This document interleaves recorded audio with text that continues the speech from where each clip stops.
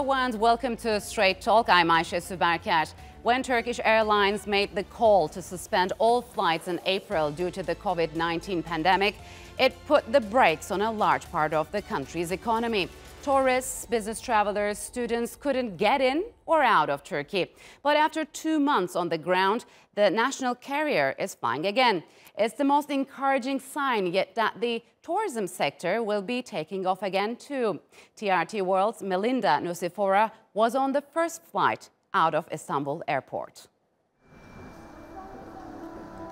Thermal imaging, constant cleaning, spaced out seating and mandatory masks. Flying feels a little more cautious, a little less carefree. I'm a bit nervous. From what I hear on the news, the virus is very contagious. So I'm a little bit nervous. Air travel connects us to the people and places beyond our reach. But now it's all about keeping our distance from staff and from each other. I am happy that flights have restarted. I am keeping my social distance and protecting myself.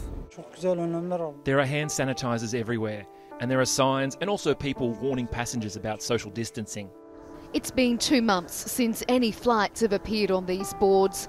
Like most global carriers, Turkish Airlines suspended its operations amid the COVID-19 emergency.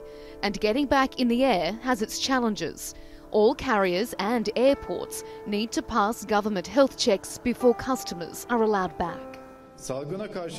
We've designated 4 main principles that we won't compromise on. An obligation to everyone to wear a mask, full obedience of social distancing, individual and institutional hygiene measures, and the use of protective equipment for airport employees. So far, about 60% of domestic flights have resumed, and more will be added in July and August. All of our customers can rest assured. Our airport, terminals and flights are clean, hygienic and safe as their houses. For so long, so many of us have chosen isolation and tried to avoid confined public spaces. So it does feel strange to be back on board a plane. But just like every other facet of our lives, there are now new normals when it comes to flying as well. You can't put your hand luggage in overhead lockers. When the flight attendants serve, it's only water. No food is given on short flights. And instead of headphones, you get a hygiene kit, including a face mask and antiseptic wipes. If space allows, seats will be left empty for social distancing, but it's not mandatory. And passengers flying in from overseas may face additional screening once they land. We are establishing testing centers in the airports with the highest tourist traffic across the country. Those guests who haven't been tested in the last 72 hours will be tested at the airports. It's a cautious relaunch, but a flying start for the country's economic recovery. Melinda Nusifora, Straight Talk. And to discuss these new safety measures and what the future of aviation could be like, I'm joined by Kadri Samsunlu, who is the CEO of the IGA Istanbul Airport. Kadri, welcome to Straight Talk. It's good to have you on the program. As Turkey's tourism industry slowly reopens, one crucial component is the resumption of domestic and the international flights. And the Turkish Airlines will be resuming its international flights as of June 10th. And more will be added shortly. Could you tell us about the safety measures that are in place to ensure passengers' safety both on the ground and on planes? Thanks for having me in your program. Basically, this crisis is based on a health issue, and there's a significant fear factor attached into this crisis. Unlike many other financial crises, this time everybody feels themselves unsecure about moving in the city or out of or between cities. Therefore, to reduce the fear factor, we need to provide the passengers a lot of comfort and trust that the airports and airlines are safe places, safe vehicles to use for transportation. To do that, our government has been in a very proactive approach since the very beginning of the crisis. And recently they developed a certification program for us. I mean, airports, for airlines, for restaurants, for hotels. And the only purpose of this certification program, first of all, putting the guidelines for us to follow. Second, building the trust in airports and airlines, because consumers' perceptions of safety will be very, very important and instrumental in reviving the sector. What we have done at the airport and all other airports in Turkey, have done the same. First of all, you need to follow 3 basic principles. You need to wear the mask, keep your social distance, and keep the facility clean, and increase the frequency of your cleaning services all around the facility.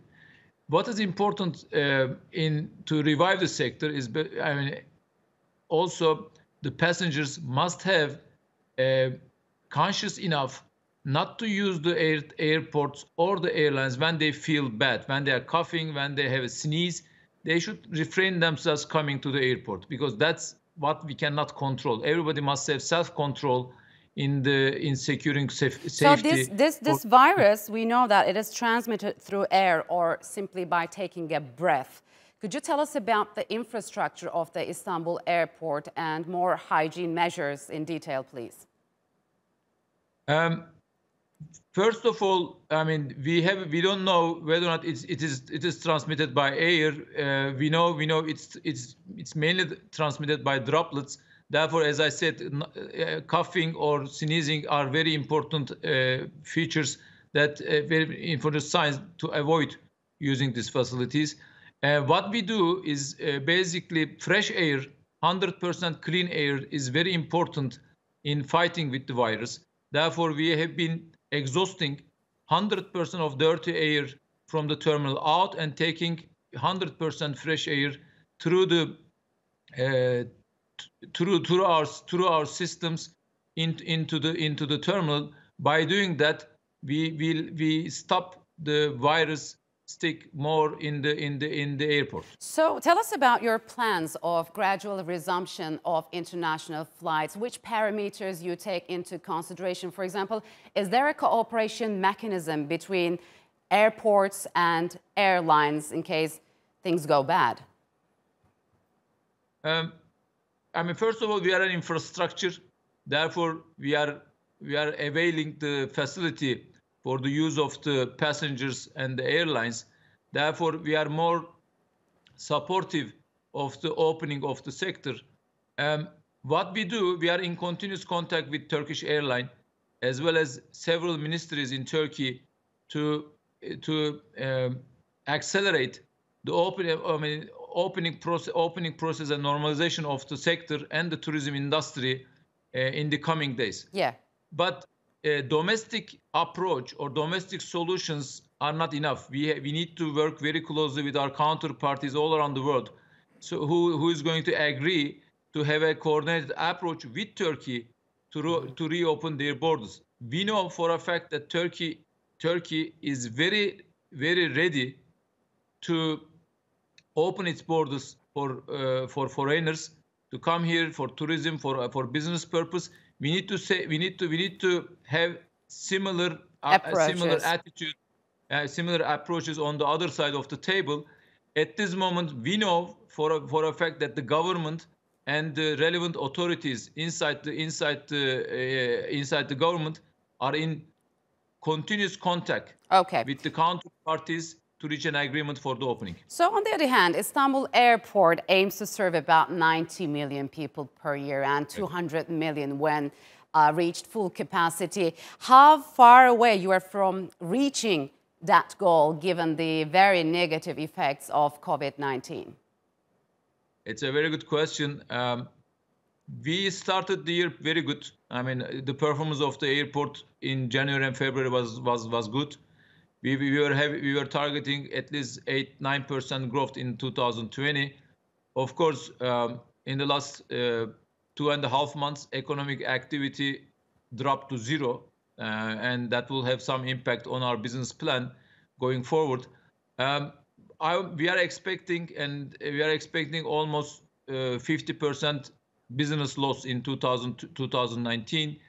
for 2020, we are pretty optimistic that some kind of remedy to be provided to the human beings, either in the form of vaccine or medicine, or somehow the coronavirus is going to get mutated. Hopefully,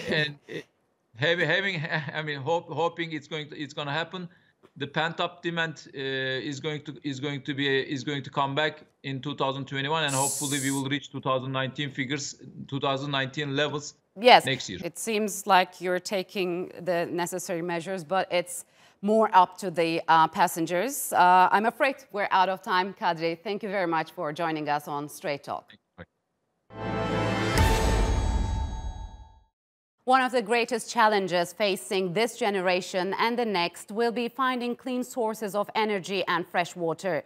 Turkey, blessed with an abundance of rivers, has used hydroelectric power to transform areas that were once underdeveloped while maintaining a low carbon footprint. The Ilisu Dam, which began generating power in mid-May, is the latest part of that plan.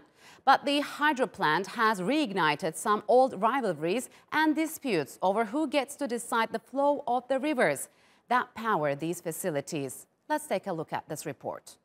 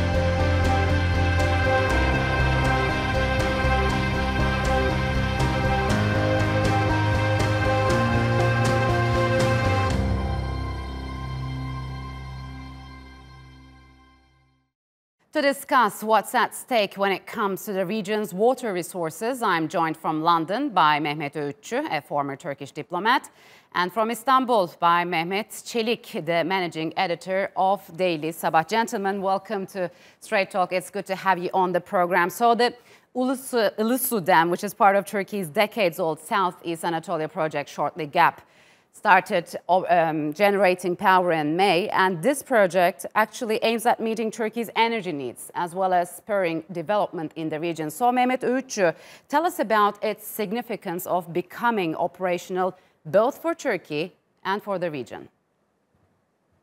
Well, Ilisu Dam is one of the world's largest hydroelectrical dams, and for Turkey, I think this is one of the last dams that we put under the Turkish Southeast Anatolian project. There are altogether 22 dams for hydroelectricity, for irrigation, for transportation. So these are ambitious projects, and these projects, including the Ilisu Dam, have been actually internationally obstructed. No international capital was available for completing them, and Turkey has done it through its own resources. It creates controversy with regard to our neighbors, especially Iraq and Syria, and perhaps we can come to that as well. But in terms of electricity, it will provide 1.2 gigawatt of electricity when all the facilities will be operational. And in terms of water reservoir, I think it's around 11 billion cubic meters of water could be stored behind this dam. All right. So it's a gigantic dam, one of the largest in the world. Yes. Mehmet Celik in Iraq in 2018 requested Turkey to stop filling the dam, citing water shortages. That was met with understanding by Ankara. But now that the dam has become operational, Iraq has voiced its concerns again. Why Iraq is so against these hydroelectric projects of Turkey?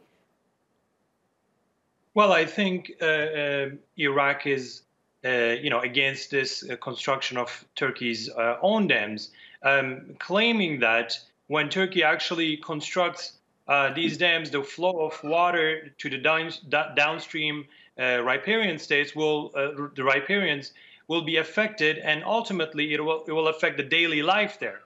However, I think the issue is deeper than that, and it has to do, in fact, first with the lack of trust between Iraq and Turkey. Secondly, with the Iraq's own internal domestic problems, which are not new, which are not issues of the past decade. In fact, they go back to the Saddam Hussein era, because the areas that mostly are being affected, including Basra, for example, there is a really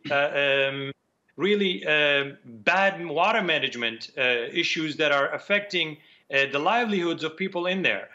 There is medical cities, for example, in those areas that all the waste goes into the actual water resources. So there is the lack of water management, and also the issue arising from internal politics in Iraq. So.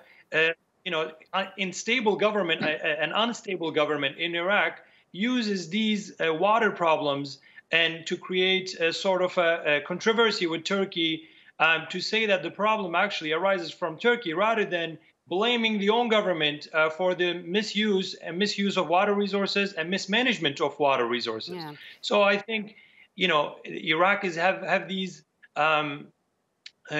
complaints about Turkey's building the dams, but I think it should take advantage of Turkey's know-how in the region when it comes to water management, Turkey's expertise in water management, and also Turkey's stable government and relatively stable economy to make sure that actually they can benefit from these transboundary water resources. Rather than using the transboundary water resources as a matter of conflict and controversy with the neighbors, I think Iraq should focus on cooperation. And Turkey has always shown goodwill when it comes to managing water between the neighborhood. All right. And it's also worth to notice that Iraq remains silent when it comes to this Soviet-built Takba Dam, which tremendously cut water flow to the country. So, Mehmet Ogutcu, Turkey contributes more than half of those rivers' volumes and consumes about 12% of them, which is quite low when compared to Iraq and Syria. How did these disputes of water start? I mean, what is the biggest fundamental differences among actually these countries? Well, if you allow me, I'd like to add a few words to what Mehmet Bey said. I agree fully with him about the domestic problems in terms of water management, the crisis. I mean, remember that Iraq has been in war for more than 40 years, devastated, and the water management, resources management is a huge issue there, waste of resources, we saw that. But it is also a reality that both Euphrates and the Tigris are the lifeblood, not only for us, but also for Iraq. Yes. And the Mosul Dam, which is one of the most dangerous dams in the world, according to American scientists, because of the weak structure, there's a huge disaster to come there. If this issue is not resolved, it could flood all the way to Baghdad. So I think there is a need to work for both sides together. And as Mehmet Bey said, do you think this is a possibility given the current circumstances? I think there is no other way around, because if you don't sit down around the table and talk with Turkey, which is the upstream country for both rivers, and there is no way that resolves this problem, because Iraq is expecting this issue to be internationalized. Yes. But this is a bilateral issue. Of course, there are some international conventions that have to be adhered to, but Turkey's interest is first its own needs for water. As you know, water is more valuable in today's age, in the future as well, than oil. You can find alternatives to oil, but water is not much more vital for anything else. Yes, but the problem is Turkey's interpretation of water of the Euphrates and Tigris, two rivers, one basin, while Iraq and Syria says two rivers and two basins. So Mehmet Celik, we have seen some reports in some Arab countries that Turkey weaponized water against countries like Iraq and Syria. Why do these views take hold? What's behind it?